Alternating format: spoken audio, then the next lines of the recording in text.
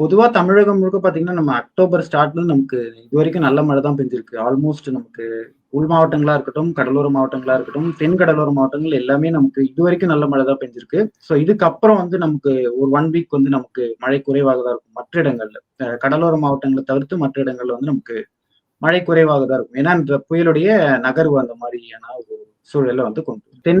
Central bay of Bengal இருக்கு. இது வந்து நமக்கு மேற்கு, வடமேற்கு திசையில நகர்ந்து, ஸோ அதுக்கப்புறம் வந்து ஒரு நார்த் ஈஸ்ட் வடகிழக்கு திசையில நகர்ந்து ஆந்திரா கடற்கரை, விசாகப்பட்டினத்துக்கு வந்து அருகே வந்து இது கரைய கடக்கிறதுக்கான வாய்ப்பு. இந்த காலகட்டங்கள்ல தமிழ்நாட்டுல வந்து மழை எந்த அளவுக்கு இருக்கும்னு நினைக்கிறீங்க?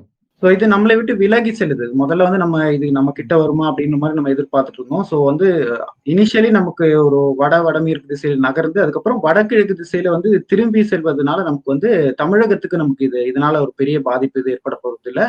சென்னை, திருவள்ளூர், காஞ்சிபுரம், செங்கல்பட்டு இந்த 4 மாவட்டங்கள்ல நமக்கு இந்த சைக்ளோன்ல இருந்து நமக்கு மோந்தா சைக்ளோன்ல இருந்து நமக்கு மழைக்கான வாய்ப்பு இருக்கு. அதுவுமே வந்து நமக்கு இந்த நகர்வு இப்பதான் அது ஃபார்ம் ஆயிட்டு இருக்கு.